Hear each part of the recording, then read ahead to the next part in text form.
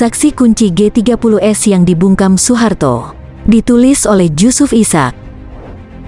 Sebagai dokumen sejarah, pledoi atau pidato pembelaan Kolonel Latif segera menggambarkan kehidupan politik semasa kesewenangan kekuasaan represif sedang bebas merajalela di Indonesia. Titik fokus yang ingin kita ajak pembaca adalah justru ke wilayah lingkungan di luar dan di sekitar pledoi itu. Satu fakta yang kita sebut di sini agak mengusik adalah Latif termasuk cepat sekali ditahan di antara ratusan ribu tahanan yang kemudian belakangan dikenal dengan singkatan Tapol. Pada tanggal 11 Oktober, 11 hari setelah kejadian pada tanggal 30 September tahun 1965, dia sudah ditangkap aparat militer. Tetapi baru 13 tahun kemudian, di tahun 1978, dia dihadapkan ke pengadilan. Sesudah itu masih makan beberapa tahun lagi, tahun 1982, sebelum dia mendapatkan vonis kepastian hukum. Mengapa orang-orang militer yang dianggap terlibat G30S PKI seperti Letkol Untung dan Brigjen Parjo jauh-jauh hari sudah diselesaikan kasusnya? Artinya, masing-masing dosa diadili dan sudah dieksekusi alias dihukum mati. Tetapi terhadap Latif, terlalu kentara penguasa mengambil sikap dan tindakan lain. Dalam penjara dia diisolasi ketat dalam sel yang terus-menerus terkunci, dilarang berhubungan dengan orang lain selama lebih dari 10 tahun, dengan luka tusukan bayonet di lutut yang menjadi borok busuk bernanah, ada belatung, tanpa otot dan tanpa perawatan. Latif terlalu kentara dibiarkan, tapi penguasa rupanya berharap Latif akan patah tak tahan oleh nyeri penyakit dan derita batin berkepanjangan. Dengan begitu, diharapkan dia punah tanpa harus diadakan pengadilan untuknya. Mengapa Latif harus punah tanpa pengadilan? Mengapa dengan segala upaya diusahakan agar dia jangan sampai perlu dibawa ke pengadilan? Mengapa kepada Latif tidak mau dikasih kesempatan agar dia memberikan kesaksian? Tidak ada jawaban lain, Latif adalah saksi kunci. Untung, Parjo, Subandrio, Omar Dhani dan lain-lain tokoh yang diseret ke pengadilan dalam perkara G30S, kesemuanya dianggap bukan saksi kunci. Tidak terlalu gawat dampaknya menyeret mereka ke pengadilan, ketimbang apabila Latif buka mulut dan bersaksi. Akan tetapi apa mau dikata, meski derita batin dan nyeri tiada taraf menggerogoti kesehatannya, rupanya Latif tidak punah, dia bertahan hidup, dia survive. Orang-orang satu nasib di penjara Salemba bisa bercerita betapa semangat baja Kolonel Latif telah berhasil melawan segala bentuk derita, siksa dan kelemahan. Semangat tak kunjung padam untuk bertahan hidup, untuk dapat kesempatan bersaksi demi kebenaran dan keadilan, membuat dia tetap tegar mengatasi segala cobaan yang paling berat sekalipun. Ia memang berhasil bertahan, dia juga berhasil berdiri di forum pengadilan di hadapan para jaksa dan hakim untuk bersaksi. Tetapi, rupanya begitulah rekayasanya, kesaksian Latif tidak terjadi pada tahun-tahun 65, 66 atau 67, 1-2 tahun sesudah kejadian, melainkan baru diadakan 13 tahun kemudian, di tahun 1978. Faktor waktu ini penting dan menentukan, sebab ia mengungkap dan bercerita segala-galanya. Dia bahkan langsung menggambarkan secara gamblang tentang watak kekuasaan rejim militer Jenderal-Jenderal Orde Baru di bawah pimpinan Jenderal Soeharto. Terutama di bulan-bulan dan tahun-tahun awal setelah peristiwa September tahun 1965 meletus, ratusan ribu orang dikejar-kejar dengan tudingan komunis. Tidak akan lupa manuver interrogator yang selalu berusaha mengorek informasi dari orang yang diinterogasi. Apakah mereka sudah tahu sebelumnya bakal terjadi gerakan tanggal 30 September? Orang-orang yang dianggap sudah tahu tentang adanya gerakan tanggal 30 September sebelum komplotan itu bergerak, tidak bisa tidak, patut diduga, langsung atau tidak langsung, pasti terlibat dalam pengkhianatan kudeta G30S PKI. Demikianlah jargon dalam kamus interrogator masa itu. Kalau begitu bagaimana dengan Soeharto? Orang paling awam dalam politik pun akan dapat memperkirakan apa yang akan terjadi dengan Jenderal Soeharto apabila Kolonel Latif sempat bersaksi di hadapan publik bahwa justru Jenderal Soeharto yang paling tahu bakal meletusnya suatu gerakan yang belakangan dikenal dengan predikat peristiwa G30S PKI.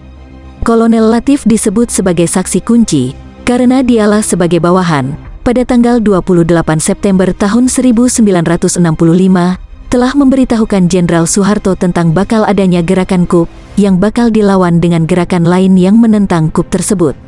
Bila Latif yang sudah ditangkap pada pertengahan Oktober tahun 1965 diseret ke pengadilan pada tahun itu juga, atau selambat-lambatnya 1-2 tahun setelah pecahnya tragedi September itu, tentulah hal itu akan merepotkan Soeharto, yang sebagai jenderal senior sudah tahu lebih dulu tentang bakal terjadinya konflik serius menyangkut kekuasaan negara.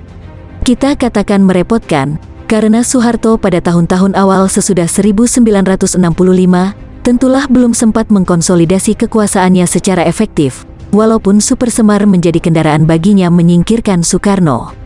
Di tahun-tahun awal itu masih banyak perwira tinggi dan menengah dari semua angkatan, terutama KKO, yang loyal pada Presiden Soekarno dan siap menjalankan semua perintahnya. Apa jadinya bila para perwira rekan-rekan Jenderal Ahmad Yani, di tahun-tahun awal sesudah 1965, mengetahui bahwa Soeharto sebenarnya sudah diinformasikan tentang kemungkinan apa yang bakal dihadapi oleh Jenderal Yani dan kawan-kawan, sedangkan sebagai jenderal senior yang memimpin Kostrad, Soeharto tidak mengantisipasi apa-apa terhadap informasi yang langsung masuk kepadanya, malah membiarkan gerakan itu berlangsung, sehingga memakan korban 6 jenderal. Itu sebabnya, Kolonel Latif harus dibungkam, dipendam. Di penjara pun dia masih dipenjarakan. Dia dijebloskan dalam blok isolasi total. Dan di blok isolasi itu pun, dia di sel terus-menerus selama 10 tahun lebih, tidak diperbolehkan keluar sel, kecuali sekejap saja sekitar subuh untuk menerima air minum. Tetapi apa boleh buat, Latif rupanya tidak punah, pengadilan terpaksa diadakan. Tetapi ketika pengadilan diadakan, kita sudah berada di tahun 1978, suatu situasi yang politis jelas beda kualitatif, dengan tahun-tahun awal pecahnya peristiwa September tahun 1965. Soeharto sudah di puncak kekuasaannya. Seluruh peranata dan perangkat mesin kekuasaannya sudah bekerja efektif, tinggal tekan tombol. Kekuasaan yudikatif dan legislatif sudah dalam saku, bisa dia dikte apa saja sesuai kemauannya. Latif mau cari keadilan ke pengadilan, dia mendapatkan keadilan itu, keadilan ala Soeharto. Palu hakim ketua berkali-kali memukul meja, sambil terdengar suara hakim, tidak relevan. Tidak relevan, bahkan sebagian dari pledoinya pun dilarang untuk dibaca. Kesaksian Latif sudah tidak relevan, sudah tidak penting lagi, walaupun positif diketahui bahwa Soeharto sudah tahu sebelumnya bahwa tragedi September tahun 1965 akan terjadi.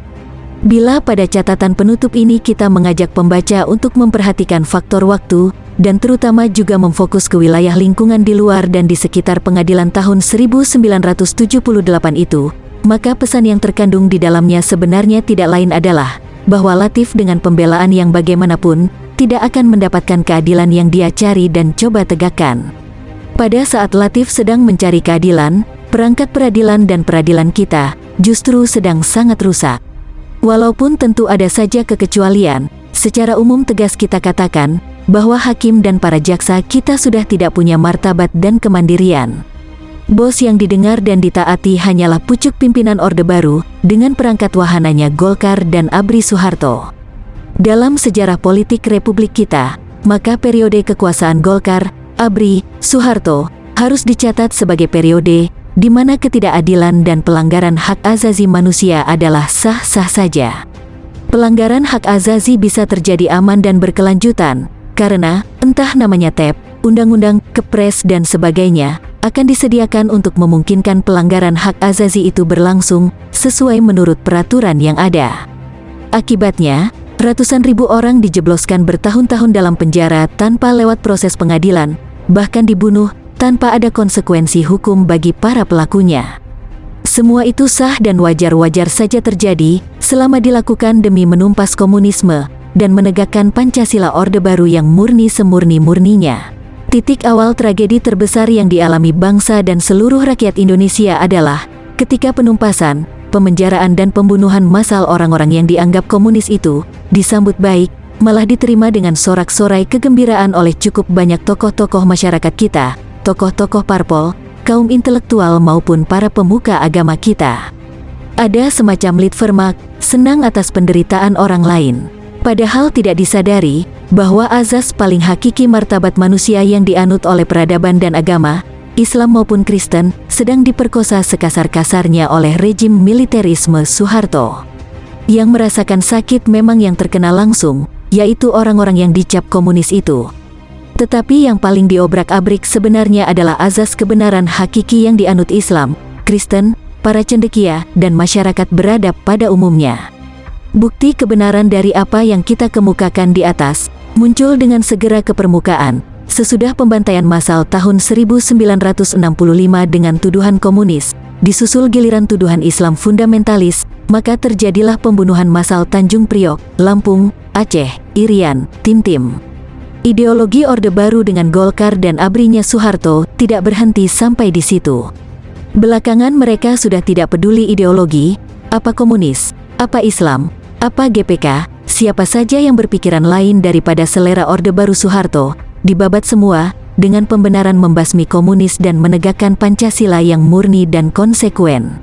Wabah bahaya ini masih terus meminta korbannya sampai sekarang, di masa biang keladinya sudah lengser turun panggung, di masa orang teriak-teriak lantang reformasi. Apakah kita mau diteruskan gaya Soeharto? Awalnya dimulai dengan bahaya laten komunis, kemudian bahaya Islam fundamentalis mendapat giliran, lalu menyusul bahaya subversif GPK atau gerakan pengacau keamanan. Akhirnya siapa saja yang berpikiran lain dianggap bahaya yang harus ditumpas?